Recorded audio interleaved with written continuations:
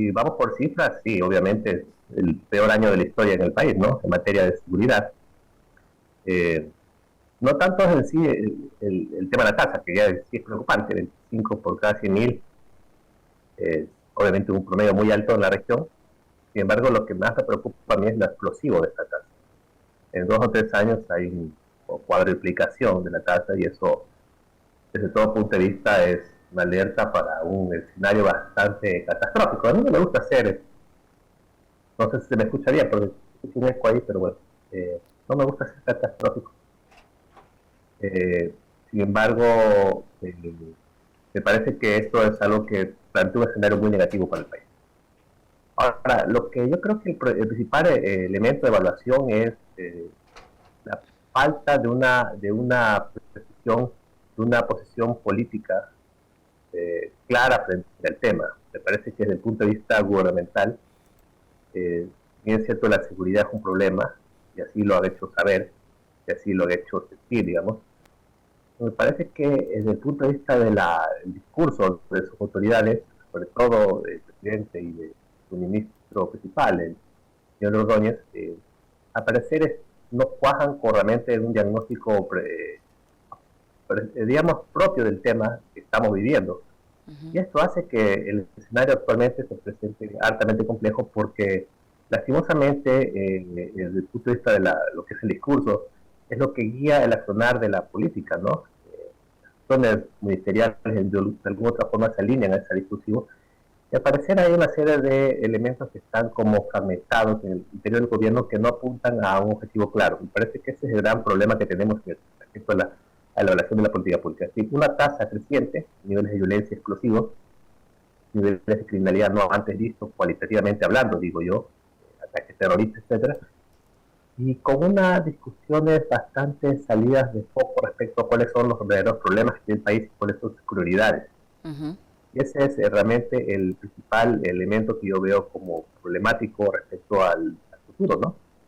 Ahora, doctor Pontón, en este contexto, en un año considerado como uno de los más violentos, con cifras que son históricas, como se lo acaba de señalar, declaraciones como el del ministro del Interior en el sentido de que no hay narcogenerales, que eso debe quedar muy claro, del mismo comandante general de la policía que descarta el tema de los narcogenerales después de que esto se dio a conocer a través del embajador de los Estados Unidos, el ministro del Interior diciendo que hay un informe de Contraloría que ratifica que no hay ningún problema en cuanto a los millonarios patrimonios que tiene la cúpula policial, pero hay alrededor de 2.000 policías involucrados en varias actividades irregulares.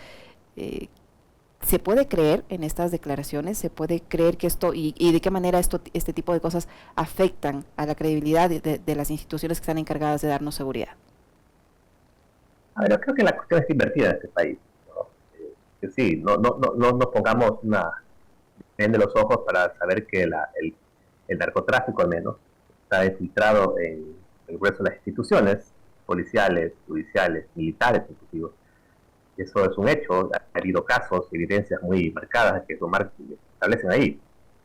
Establecer si eso es un proceso sistemático es algo que es una tarea ardua para el país. Y ahí la pregunta es, ¿qué debemos hacer? Y eso se debe a problemas de índole legal o reformas de corte legal. Sería interesante saber cuáles son para poder afinar un mecanismo de control mucho más aceptados. Por ahí, el ministro del Interior en su momento habló sobre fallas en el código disciplinario de la policía, sobre mecanismos de procedimientos, sobre todo, y me parece que es una lectura que puede realmente medianamente ser adecuada, porque es un tema de corrupción específica de ciertos elementos, habría que establecer cuáles son los correctivos que se establecen. Y obviamente, si ya estamos hablando de un nivel de cooptación donde las instituciones se encuentran atravesadas por los intereses del narcotráfico, pues estamos hablando de otro nivel. Por lo tanto, yo creo que ahí hace falta más bien una suerte de establecer con claridad cuál es a dónde está el problema realmente, ¿no? O Uh-huh. puede ser un tema que vaya de conjunto, ¿no? Pero yo creo que aquí el problema principal es que la declaración de un embajador, que yo la considero totalmente desafortunada, ¿no? Porque yo creo que ese no es un rol de un embajador. Yo creo que hay razones políticas, hay razones diplomáticas, en este caso hay una razón diplomática que él debe acogerse, no está en decir lo que digo decir, porque lastimosamente cuando él activa el concepto de narcos generales, lastimosamente está poniendo el tema en un nivel político institucional muy, muy complejo de sostener. Y yo creo que en ese caso la policía ha hecho muy bien en establecer mecanismos de transparencia respecto al manejo de su patrimonio y todo tipo de mecanismos que pueden ser puestos a consideración para elevar la margen institucional, pero que con el tiempo parece ser que ha hecho mucho daño dentro de la institución policial, hasta tal punto que la policía, actualmente el mando policial, el mando ministerial en este caso, ha salido a desmentir al embajador. Y me parece que eso se debería venir, ¿no? El año pasado hubo una especie de silencio cómplice, creyendo que este era un tema menor, que era un tema que podía afectar a un grupo, pero lastimosamente le hace un terrible daño a la institución policial, que en este caso es un pilar fundamental para el manejo de la seguridad. Por lo menos yo creo que ahí, en el caso del embajador, creo que nunca, por manos un gobierno que se diga soberano y digno, debió haber permitido que un embajador se pronuncie de esa forma sin tener pruebas fehacientes y tener elementos certeros de establecer quiénes son los responsables de este tema, ¿no? Doctor Pontón, estaba pendiente una depuración policial, esto a raíz de los casos que se han conocido últimamente, en los que han incurrido algunos policías, sobre todo a raíz del fallecimiento de la abogada María Belén Bernal.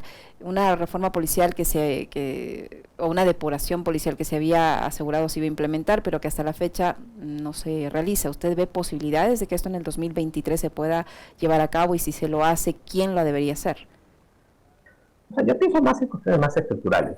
Yo soy más tal vez mi información me implica ir por esa línea, ¿no? Yo creo que la depuración no es una solución per se, porque no puede eso tener más elementos calientes o que han sido sancionados ante la institución policial, que decir que la institución esté corregida ya de los problemas más fundamentales que tiene la institución. En el caso de la señora Bernal, me parece que ahí lo que se reveló un problema el cuerpo entero, cómo la institución maneja esos casos que son a veces de interés, si bien ciertos particulares de casos, pero que tuvieron una regla institucional y que nunca supieron procesarse de una manera adecuada y que terminó generando un problema mayor en la institución. Me parece que eso es un tema que nunca fue muy mal manejado institucionalmente, pero que realmente nunca pensaron que esto iba a pasar así, ¿no? Me parece que eso es un tema que nos puso a reflexionar mucho sobre cuáles son los mecanismos que necesita la policía y la institución policial para evitar que este tipo de eventos sigan pasando. Y obviamente los temas de género y temas de manejo de violencia de género, etcétera, dentro de la institución policial se hicieron extremadamente necesarios tenerlos en consideración. Desde el punto de vista del narcotráfico, obviamente no solamente falta con depurar a los malos elementos, sino establecer, por ejemplo, correctivos para evitar que la institución preventivamente pueda tener contaminación. Es decir, cómo podemos minimizar el riesgo de que la institución caiga bajo presas de este tipo de mafias organizadas que realmente pululan del accionar de la institución para sacar ventaja. Entonces, es un tema que realmente debería ser pensado un poco, desde un punto de vista mucho más estratégico. Y ahí, obviamente, como le dije, se incorporan temas legales con temas, institucionales, temas culturales, y obviamente temas disciplinarios que deben ser puestos a las órdenes, pero hay que hacer un conjunto de medidas que apunten a corregir un problema que tiene que ver con el tema de la corrupción, ¿no? Ahora, doctor Pontón, ¿qué errores no deben seguir cometiendo las autoridades para enfrentar la inseguridad? Hemos visto que han adoptado en varias ocasiones estados de excepción que no han dado resultados, tal es así que las cifras hablan por sí solas, las muertes violentas se han disparado, la situación en las cárceles ahora hay una tensa calma, pero no sabemos en cualquier momento si vuelve a estallar una masacre carcelaria. En fin, ha sido un año bastante sangriento, lo que demuestra que las medidas adoptadas hasta el momento no han dado resultado, no al menos un resultado que se pueda mantener en el tiempo. ¿Qué errores no deben volver a cometer las autoridades y qué deben hacer para que el 2023 se puedan reducir estos niveles de violencia? La violencia, creo que es el principal que mide. Me parece que... ¿Aló? Sí, le estamos escuchando. Sí, me parece que ahí se debe trabajar en varios frentes, ¿no? No solamente hay que saber establecer algún tipo de medidas de corte más general, ¿no? Preventivas de corte más general a nivel nacional y otras que sean mucho más específicas. A nivel general, por ejemplo, esto no va a poder subsanarse si no se trabaja de una forma bastante profunda en el tema de impunidad. Y el tema de impunidad, tengo entendido que el presidente ya ha dicho algunas cosas sobre el tema, pero no se ha decidido intervenir directamente. Se está desaprovechando una oportunidad enorme, tiene una oportunidad muy buena que tiene con la Fuerza Popular de poder subsanar algunos temas que tienen que ver con el tema de la impunidad. Sin embargo, ese es un tema fundamental. ¿Cómo combates esa impunidad?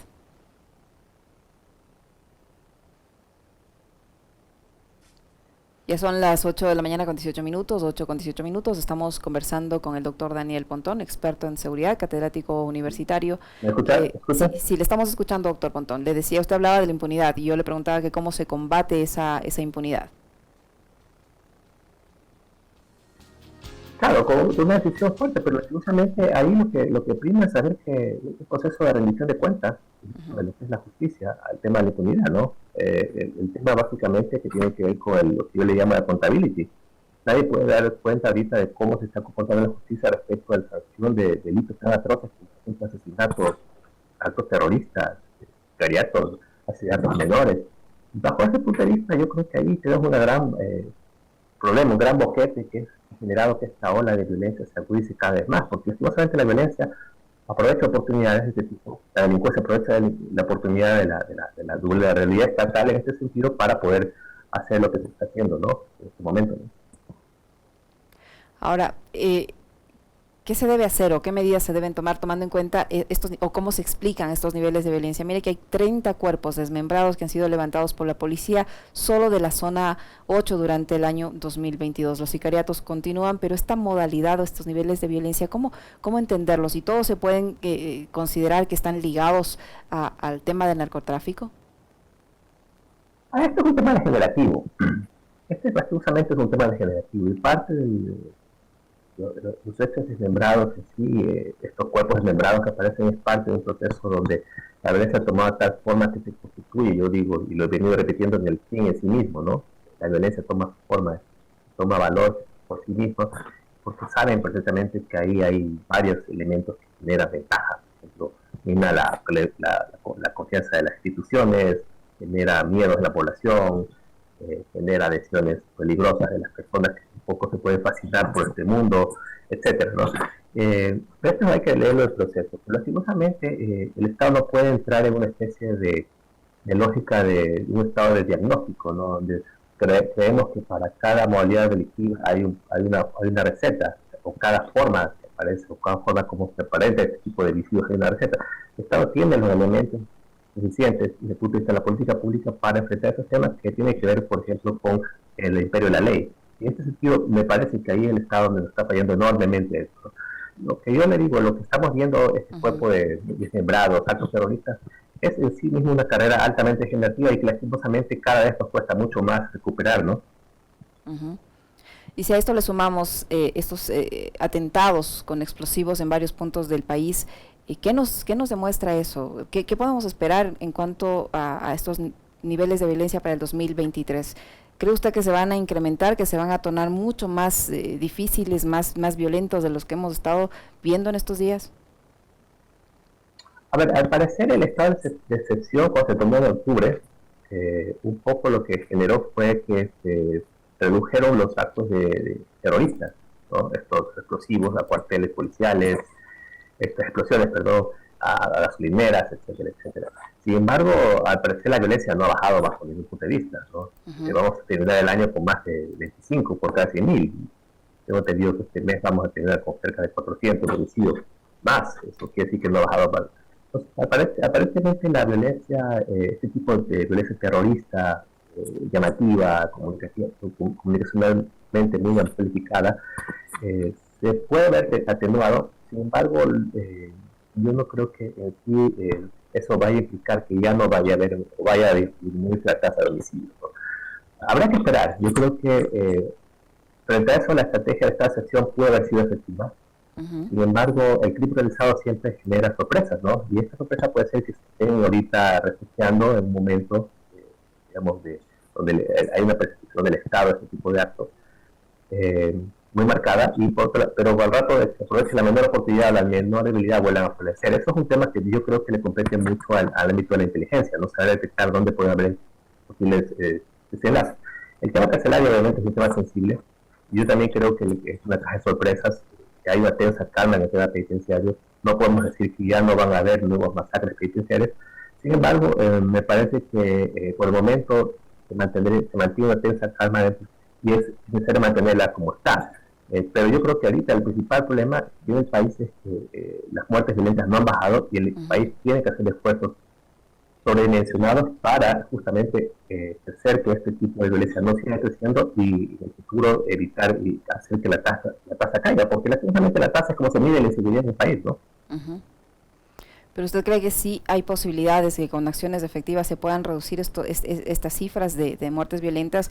Y le pregunto eso también porque del 4.450 muertes violentas que se han registrado en el país durante todo este 2022, apenas 300 casos se habrían resuelto, y con afirmaciones como que los que mueren son producto de rivalidades entre bandas de narcotráfico, no se investigan y no se sancionan. Este es el punto de la fragmentación del discurso, porque por un lado usted me dice hay 300 muertes de más de, o sea, menos del 10% de las muertes se investigan. Vaya a ver usted, compare el indicador en el año 2018, 2017 como era. Sí, es cierto, ahora los temas son más complejos, los homicidios son más complejos y hay más, pero si el problema está ahí, hay que aumentar capacidades en la UNAD, en la unidad de investigación policial para muertes violentas, ¿no? O las capacidades de la policía judicial, etcétera. Hay que aumentar las capacidades de la fiscalía, hay que generar inversión en la fiscalía. Yo no he visto nada de eso todavía, ¿no? Pero por otro lado hay discursos que dicen, no, se está matando entre tribunales, estamos avanzando, estamos logrando un gran éxito en la política de seguridad, producto de que estamos incautando más droga y por eso se está matando. Eso es producto de la fragmentación y eso genera lastimosamente mensajes cerrados dentro de las instituciones. Y eso realmente yo creo que es parte del diagnóstico que le estoy diciendo, ¿no?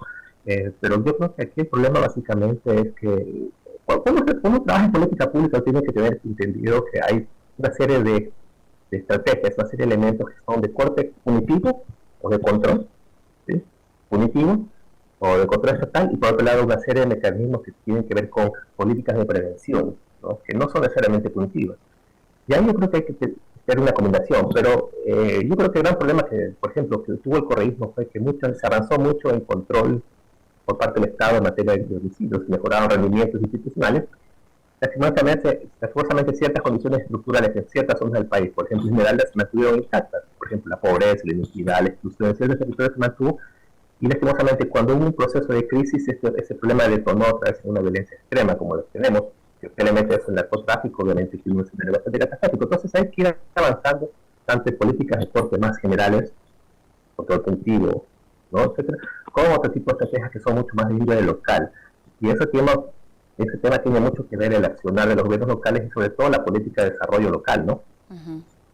Ahora, esta situación de inseguridad, doctor Pontón, ¿cómo afecta a los ciudadanos como tal, que tienen que vivir el día a día con temor de salir a la calle, con temor de dejar el auto parqueado en la calle, con temor de salir de su casa a la tienda, en cosas tan elementales que ya que son cotidianas, que no se pueden realizar con tranquilidad? Vivir en una situación de constante estrés ante esta ola de inseguridad que vive el país, ¿cómo esto está afectando a la población? De diversas formas, ¿no? Primero, el miedo natural que hay detrás de todo esto, ¿no? La ola de pánico que se genera alrededor de este tipo de situaciones que generan a veces respuestas ciudadanas que no son deseables, ¿no? Por ejemplo, poner el tema de armas de fuego, de permitir el porte de armas otra vez en el país, me parece que totalmente fuera de lugar, pero salen y es un discurso escalado políticamente, ¿no? Tiene ciertos discursos viejos, pero ahorita ha cogido como si algo de conclusiones de oportunidad para sobresalir, ¿sí? Justicia por mano propia, etcétera. Pero hay otros factores que obviamente afectan, ¿no? Yo creo que la calidad de vida de la gente se afecta porque la gente tiende a invertir mucho más recursos en materia de seguridad y eso obviamente es un desmedro para el desarrollo de un país, ¿no? Una población preocupada, por eso que no puede salir a la calle libremente, no puede hacer sus negocios tranquilos, no puede educarse, no puede trabajar libremente, es una población que obviamente ve minada su capacidad de desarrollo. Por lo tanto, la inseguridad es un factor que también genera o profundiza mucho más las brechas de desigualdad y de exclusión social, ¿no? La inseguridad, ¿cree usted, doctor Pontón, se puede empeorar en el 2023 o no? Porque los índices lo dicen por sí solos, ¿no? La situación está muy, muy difícil. Y como hemos escuchado declaraciones tanto del presidente de la República, de las autoridades de seguridad, y no se están tomando las medidas necesarias, ¿esta situación que vivimos actualmente puede empeorar? No está atacando problemas. Lastimosamente, las muestras, yo le estoy hablando con datos, ¿no? Se tomó el estado de excepción en octubre, se dijo que eso iba a bajar la tasa de muertes violentas, y las violencias violentas no bajaron, lo que bajaron fueron básicamente los atentados terroristas. Desde ese punto de vista yo justifico esta excepción, pero no apuntó directamente al problema de las tasas de homicidios. Al parecer la respuesta del gobierno es no publicar ¿cómo es? Las cifras. Y eso me parece también que habría que revisar si esta conducta es apropiada para la política pública, un tema tan sensible como la seguridad. Pero dado que la situación de la decisión que se tomó en octubre, que no he visto otra que se haya tomado, apunte a corregir el problema, la situación sigue siendo degenerativa y absolutamente esto sigue para arriba, ¿no? Yo no creo que bajo las situaciones actuales, algo que cambie en corto tiempo, la cosa tiende a cambiar y absolutamente yo me someto a esto mucho a nivel comparado, ¿no? Por ejemplo, Venezuela en el año 2000, una tasa de menos de 20, cerca de 5 o 6 años, su tasa pasó a cerca de 60, 70 homicidios por cada 100.000 habitantes. Centroamérica fue igual. ¿Sí? Entonces, hemos tenido en la región ya experiencias de esta naturaleza donde la tasa de homicidios empieza ya a crecer a niveles explosivos y en pocos años, si las cosas siguen iguales, puede llegar a tener umbrales muy iguales a lo que actualmente tiene, por ejemplo, países como centroamericanos, Venezuela y los mismos Jamaica, que es uno de los países de mayor índice delictual, ¿no? Y esto es algo que realmente es preocupante, ¿no? Ahora, para finalizar, doctor Pontón, en la consulta popular que se está planteando para el mes de febrero, hay una pregunta que tiene que ver con la extradición. El doctor Virgilio Hernández explicaba que para que esto se pueda cristalizar en caso de que gane el sí en esa pregunta, va a tener que transcurrir algunos meses para que se presente una ley y esto puede entrar en vigencia, estos cambios puedan estar en vigencia. ¿En qué medida esta pregunta sobre la extradición planteada en la consulta popular va a contribuir para mejorar los niveles de inseguridad? Eso, a ver, esa pregunta, el tema de la extensión, yo no soy experto en el asunto, he leído algunas cosas, el debate se ha abierto últimamente, por lo menos no cuando se planteó la pregunta, ¿no? Me parece interesante, alguien dice que bueno, esto es una forma de atemorizar a los narcotraficantes para que por el miedo de la tradición puedan un poco ir a por otro lado, digamos. Entonces hay gente que dice, bueno, que esto primero es una pérdida de soberanía para el Estado, el ejercicio de la justicia. Por otro lado dicen, hay gente que con eso más bien se promovería la impunidad porque no se podrían resolver temas complejos, podrían resolverse en el país, etcétera, etcétera.